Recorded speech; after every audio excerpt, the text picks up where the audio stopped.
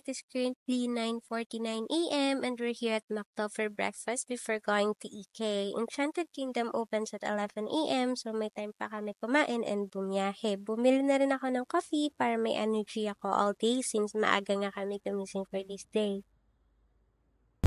Inabutan na nga kami ng ulan on our way to Laguna, pero buti na lang talaga tumila na yung ulan pagdating namin ng EK. Ngayon, nakapila na kami for our tickets since hindi kami nag-book online para ma-avail namin yung promos for Pag-ibig Loyalty Card Member and Student Discount. If you want to check their ongoing promos, you can click the link at the description box below para ma-direct kayo sa website ng EK.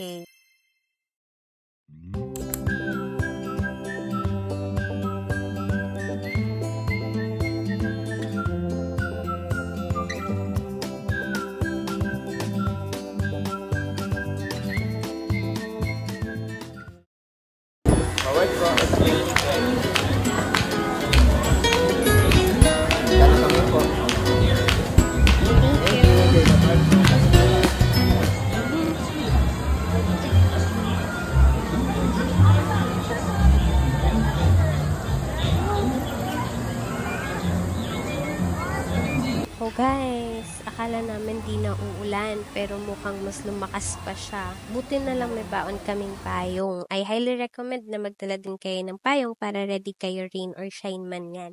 If wala kayong payong, pwede naman kayo bumili dito ng raincoat for 90 pesos each. For us, nakatipid na rin kami since nagbaon kami ng extra damit and payong. So, nag-isip na nga kami ng indoor rides para ma-maximize pa din naman yung time namin kahit maulan. Dito nga kami napunta sa Bump Car or Dodgem, which is pinakamalapit sa entrance ng EK.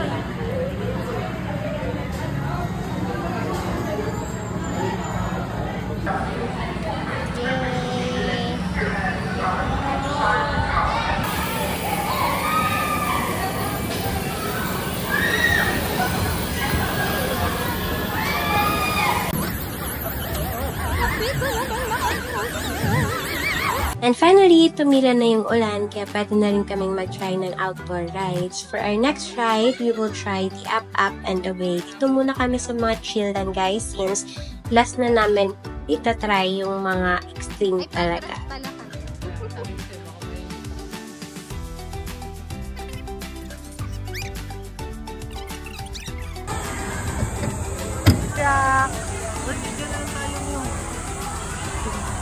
Basurahan.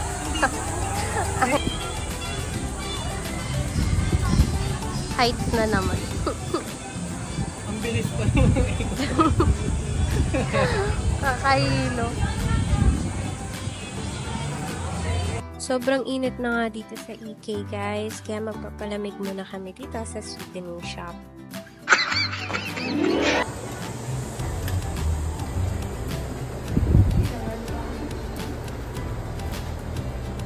Ang cute nito, kaso ang mahal.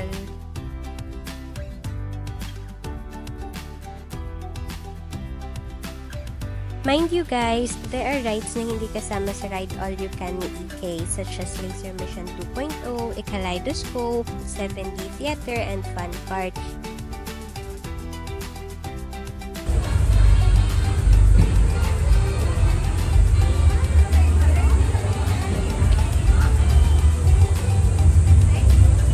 Cinema ba to? What? Sorry guys, di pala siya cinema.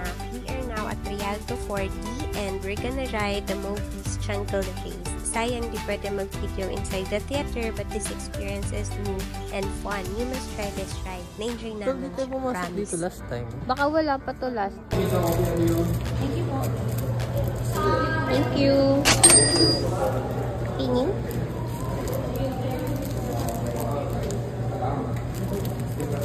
And tara!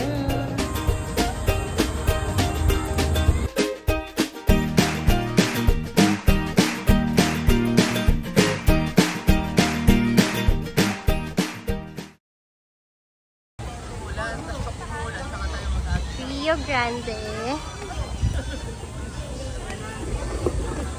Anong tawag dito? Flying Pesta.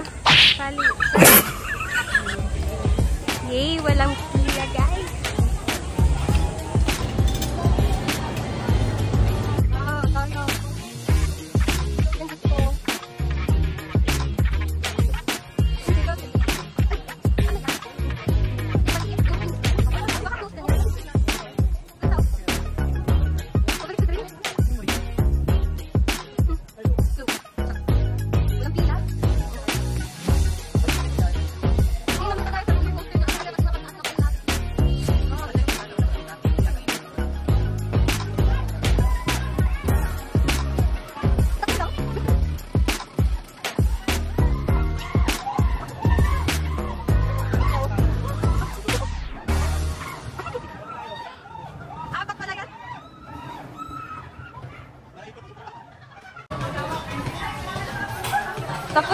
What?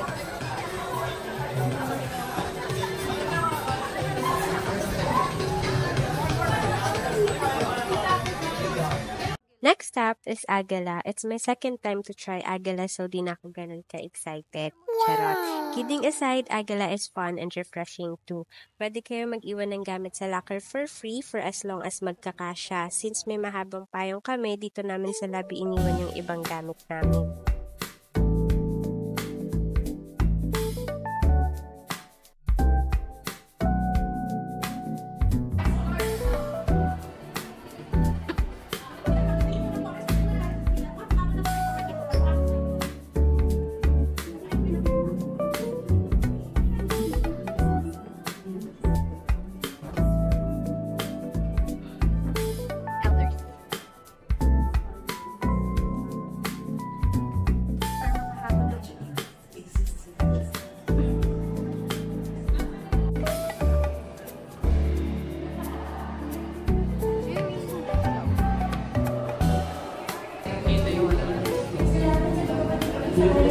Ayo.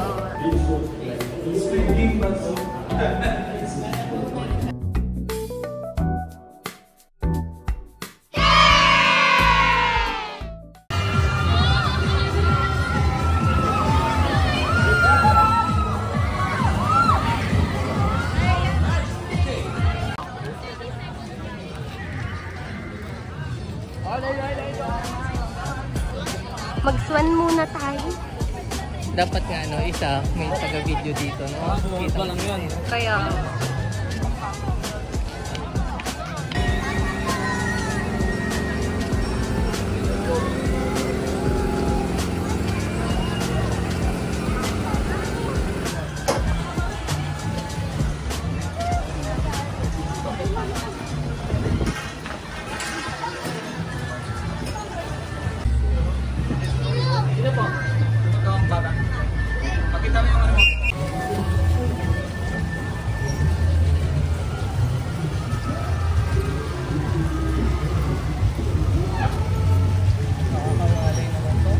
Bakit?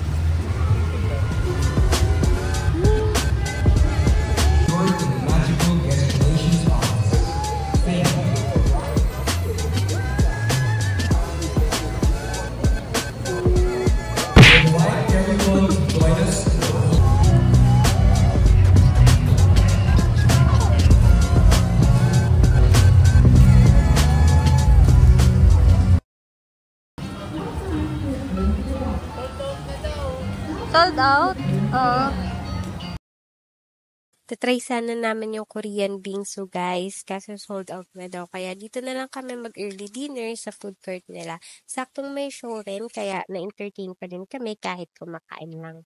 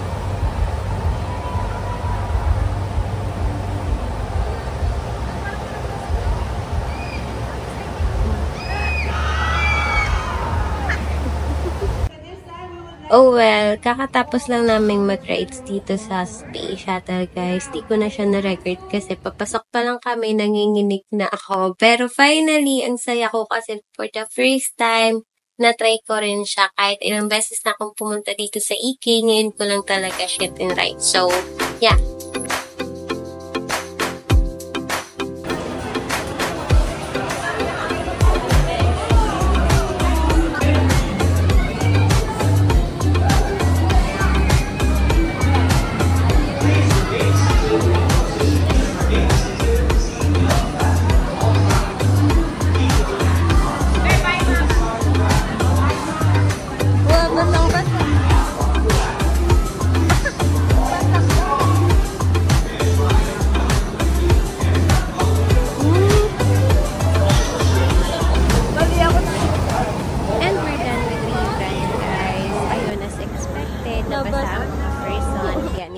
mag-change ng outfit.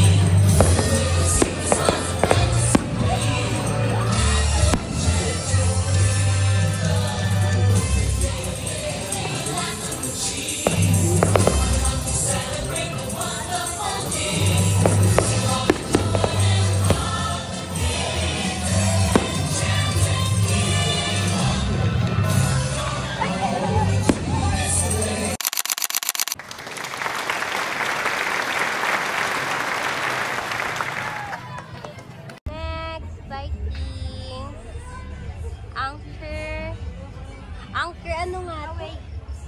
Anchor sa away.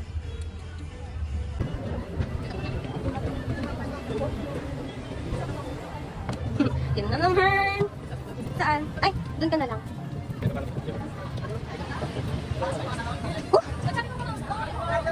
Ay.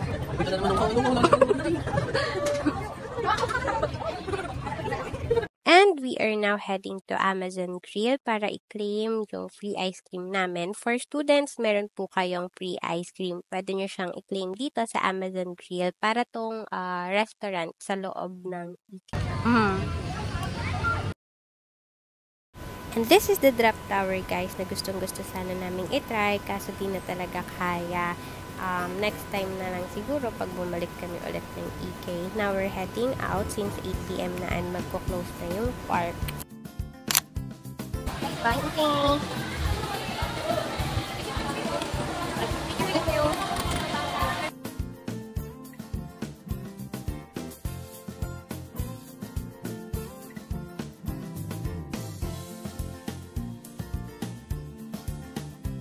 And that's it, guys. I hope you enjoyed this vlog and hopefully nakapagbigay din ng idea sa mga pwede nyong gawin once you visited the Enchanted Kingdom.